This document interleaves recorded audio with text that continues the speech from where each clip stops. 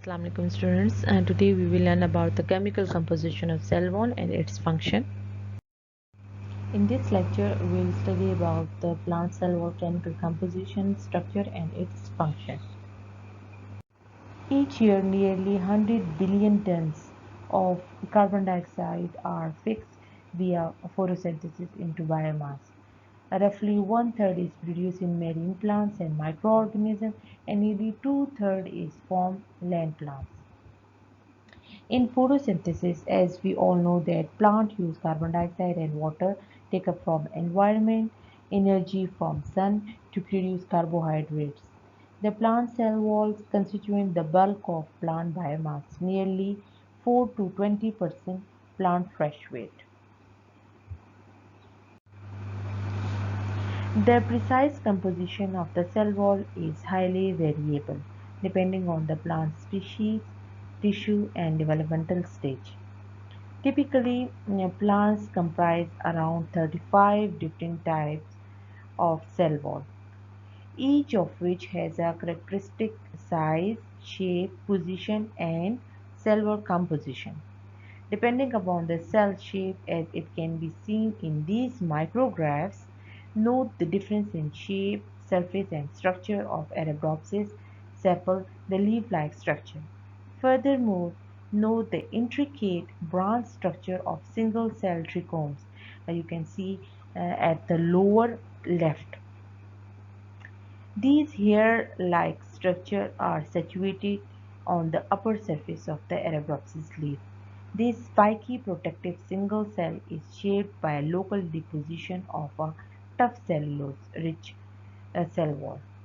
You can also see the elongated structure of a pollen grain on the lower left. Finally, note the round structure of tobacco suspension cultures grown on liquid culture in the bottom middle versus the thickest large structure of huge trees of popular cross section. So these are the different types of cell wall. So what are plant cell walls? Plant cell wall are the extracellular matrix proteins that are composed of 80 to 90% carbohydrate, nearly 10% protein, and in some cell types it also contains lignin. There are generally two types of cell wall, primary versus secondary, as you can see in the picture. In the middle picture, here you can see the secondary wall cross section of wood. If you look at the right side, you can see the primary cell wall. The primary wall is the first wall around all dividing cells. On the top right side, you can see the seedling culture, callus culture, and suspension. All are made up of primary wall. As you know, there are two types of primary wall, type type 1 and type 2. Type 1 belongs to dicots and type 2 belongs to monocot. You can see at the lower left side.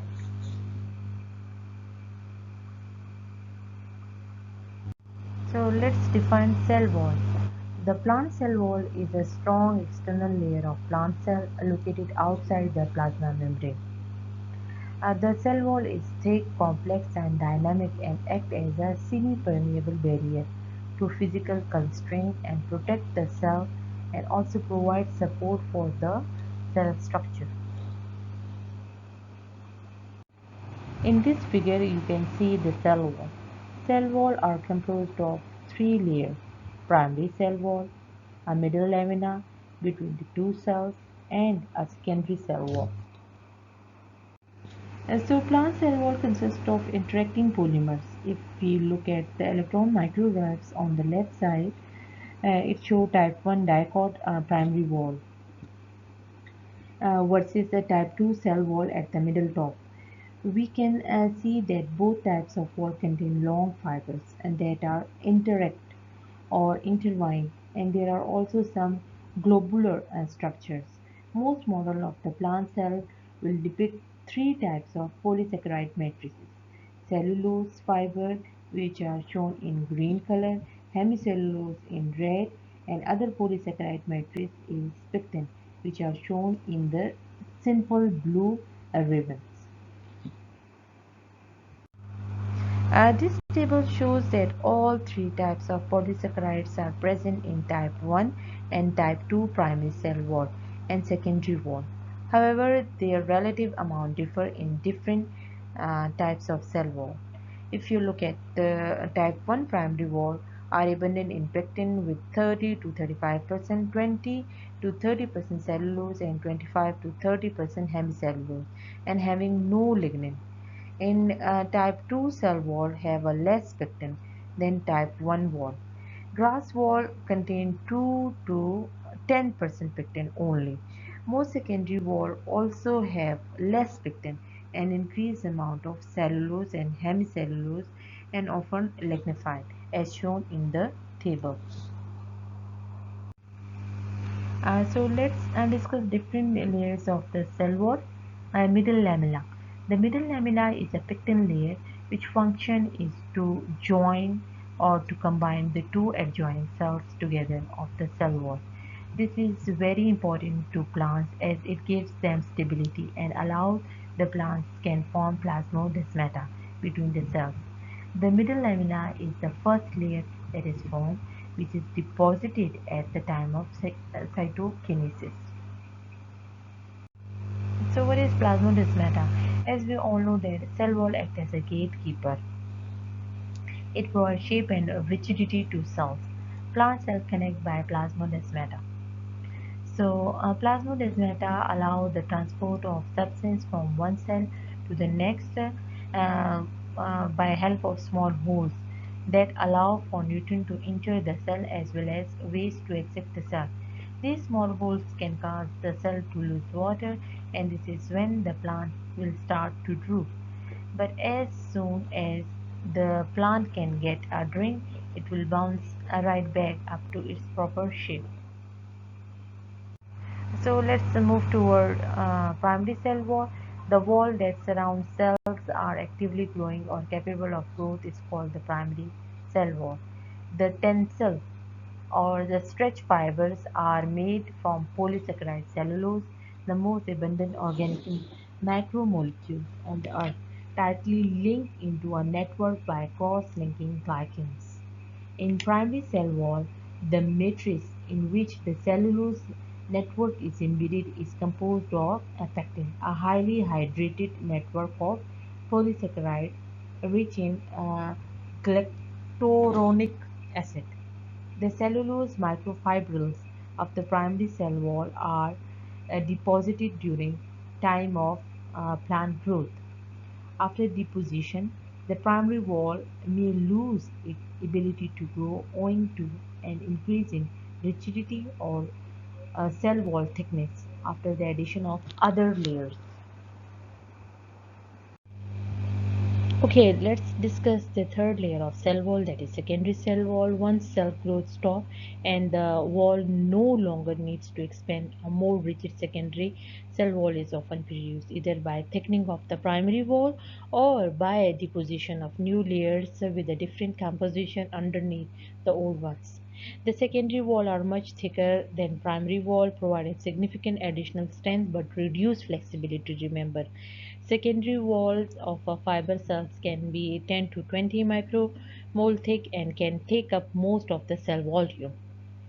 Secondary walls are critical for the vertical transport of nutrient and water and to allow upright growth. As such, xylem vessels and tracheids are heavily reinforced means covered with secondary cell wall and responsible for a significant proportion of the mass of mature wood.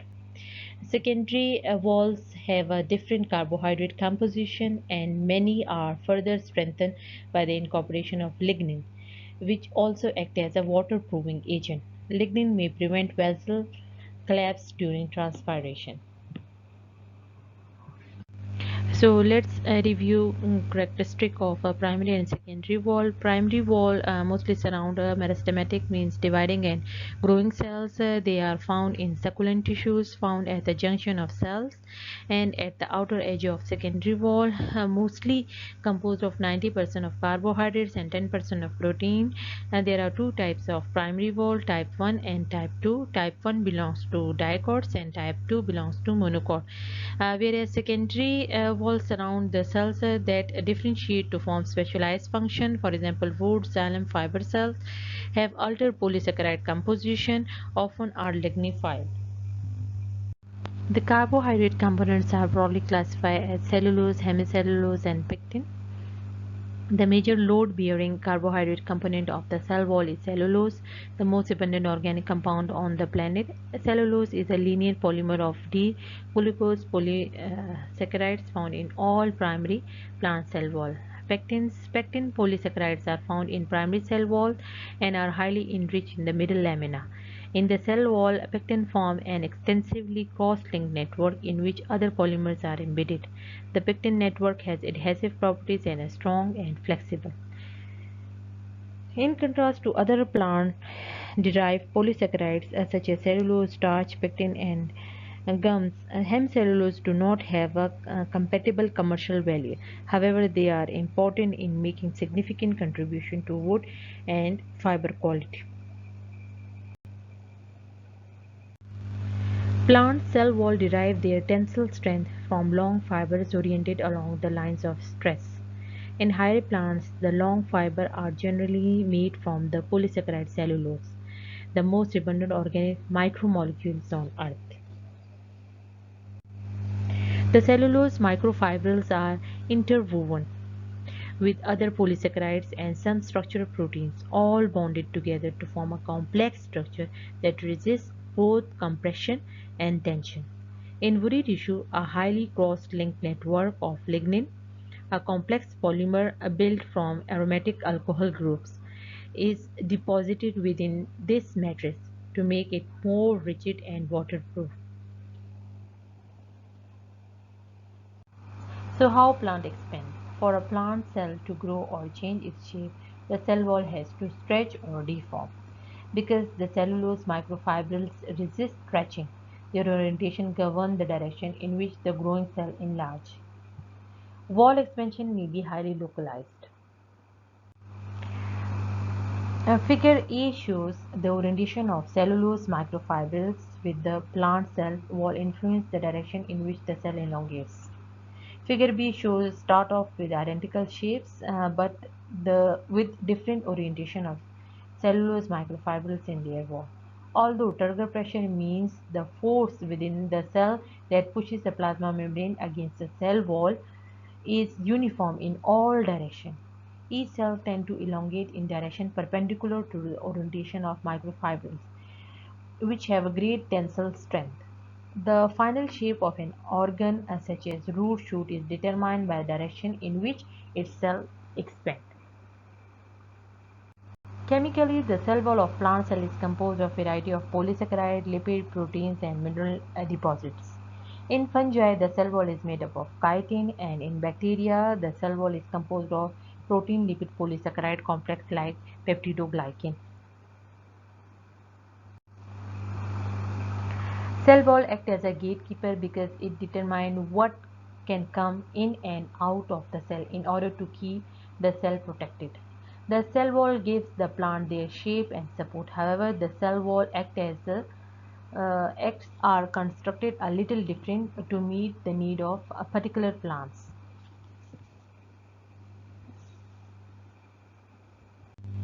Cell wall provide the strength to plant cell. For example, oak tree needs strong and rigid cell wall, but small yellow-colored dandelion flower needs to have more plasticity so that it can bend, not break, as the wind blows through the field. The cell wall provides mechanical strength to the plant body, allowing upright growth and structure formation.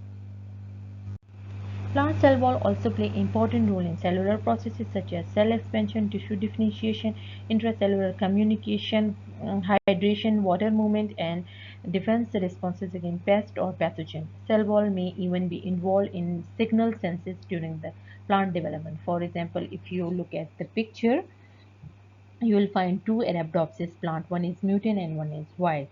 Uh, the biosynthetic enzymes which are responsible for the growth of plant is knocked out from the mutant, and which lead to dwarf plant. It means the plant cell wall help in the growth of plant. Plant cell walls have many uses for human and animals. It helps in clothing, wood and lumber products. It helps in biomaterial, for example, nanocellulose, nanocomposites, biofuels, chemicals. It helps in food, animal food and human food, and fiber. It helps in synthesizing of gelling and stabilizing agents.